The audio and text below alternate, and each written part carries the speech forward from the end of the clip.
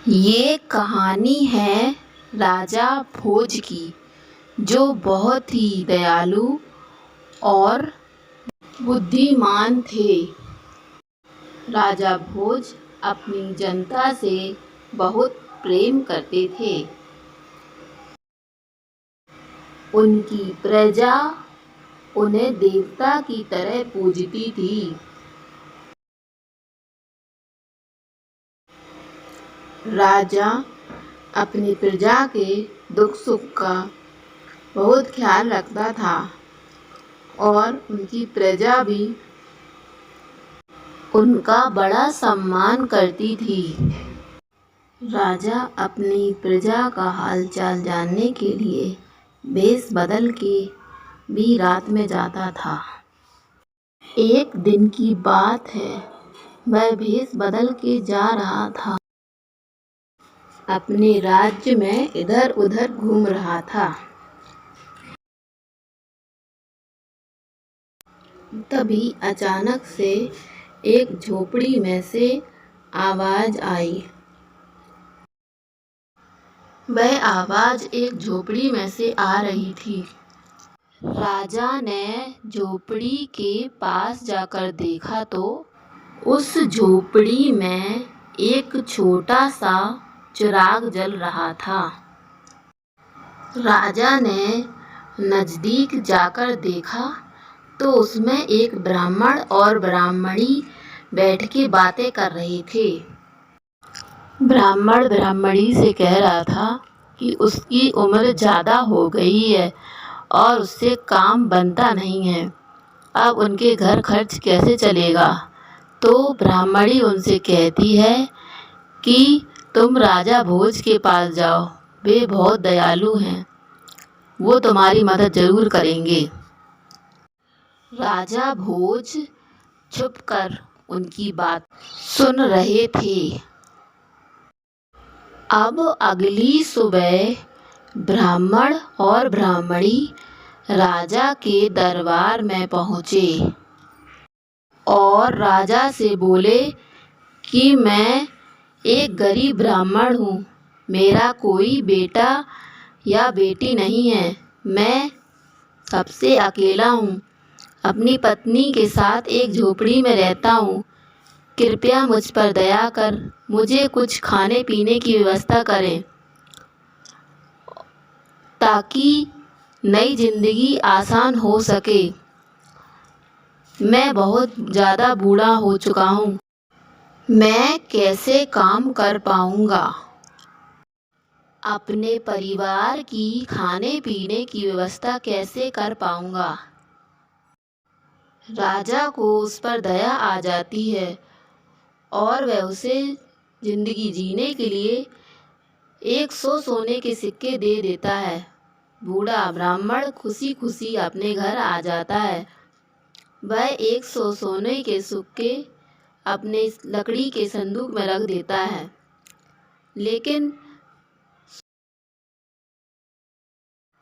लेकिन जब वह सुबह उठते तो उनके 100 सोने के सिक्के गायब हो जाते हैं।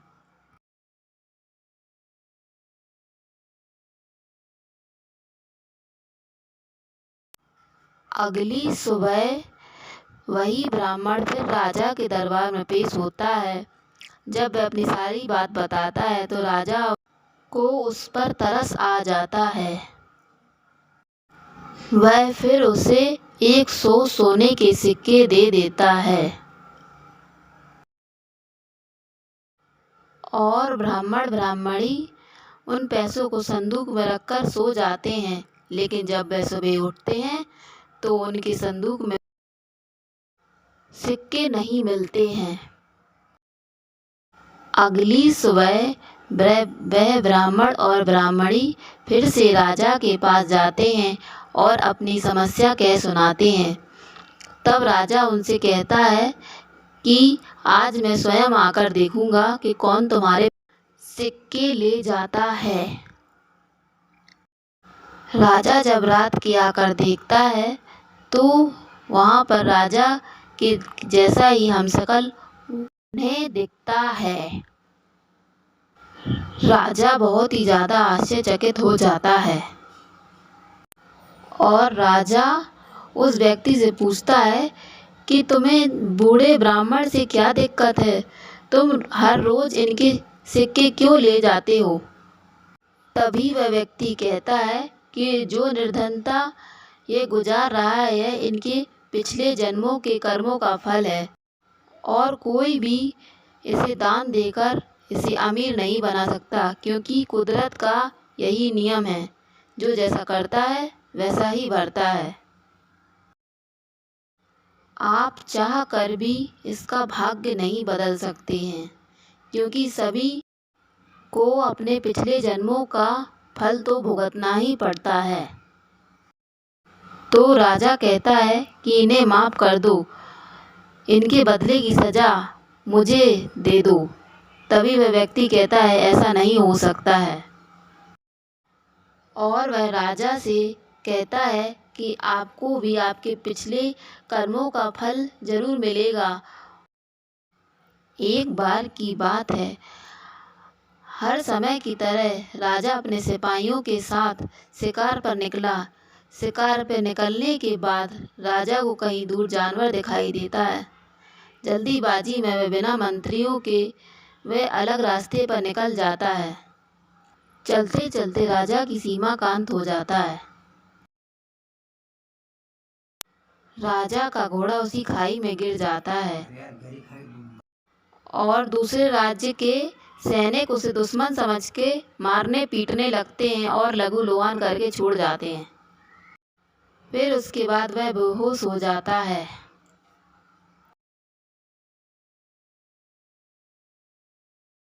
एक दिन बाद उसको होश आता है तो वह आश्चर्यचकित हो जाता है। उसके पास पानी तथा कुछ डब्बा रखा था जिसमें उसकी दवाइयाँ रखी थी। राजा एक जगह एक बिस्तर पर लेटा हुआ होता है। उसकी मरहम पट्टी हो गई होती है। वह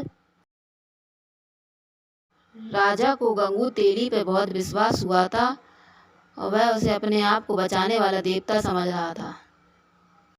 गंगू तेली ने राजा भोज को कोलू के बैल का काम दिया। राजा ने उसे अपने बारे में कुछ नहीं बताया। राजा ने सहज ही स्वीकार कर लिया और गंगू तेली जो काम करता था उसके साथ उनकी मदद करने लगा। राजा कुछ गीत गुनगुनाता रहता था। राजा का गीत सुन के आसपास के गांव वाले उसका गाना सुनने के लिए आ जाते थे। वह उसके गाने को बहुत पसंद करते थे और उस राज्य का राजा संगीत प्रिय था। उसे गीत संगीत बहुत पसंद था। राजा भोज के गाने की प्रशंसा पूरे गांव में होने लगी थी और राजा ने भी उसे अपने दरबार में संगीत प्रतियोगिता के लिए आमंत्रण दे दिया। राजा और राजकुमारी संगीत प्रेमी थे और उनके दरबार में संगीत की प्रतियोगिताएं भी होती थी और वह जीतने वालों को पुरस्कार भी देते थे। उस राजा के दरबार में संगीत का विशाल आयोजन था और उस प्रतियोगिता में दूर दूर से आयोजन में भाग लेने के लिए प्रतियोगी आए थे। उस प्रतियोगिता में सबसे अच्छे प्रतियोगी को चुना जाना था। उसी प्रतियोगिता में राजा भोज और गंगू तेली भी पहुँचे और राजा की बेटी को सबसे श्रेष्ठ कलाकार की तलाश थी।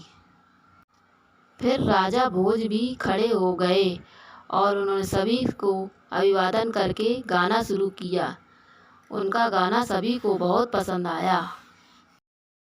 राजकुमारी को उनका गाना बहुत पसंद आया। राजकुमारी बोली, यही है श्रेष्ठ गायक, यही है श्रेष्ठ गायक, यही मुझे पसंद है। इसके बाद राजा भोज को एक जगह बिठाया गया सभी विद्वानों से कहा गया कि इसका अंदाज़ा लगाओ कि यह एक राजकुमार हैं। सभी लोगों ने एक एक करके देखा तो उन्होंने कहा ये एक कलाकार हैं। तब राजा भोज ने सही बात बताई, मैं एक राजकुमार हूँ और आपके बगल वाला राज्य हमारा है। मैं किसी कारणवश आपके राज्य में आ गया था और आपके सैनिकों ने मुझे मार पीट कर चौराहे पर फेंक दिया था। फिर मुझे इस गंगू तेली ने उठाकर सही किया और मेरे स्वास्थ्य का ख्याल रखा। मैं इसका हमेशा कर्जदार रहूँगा।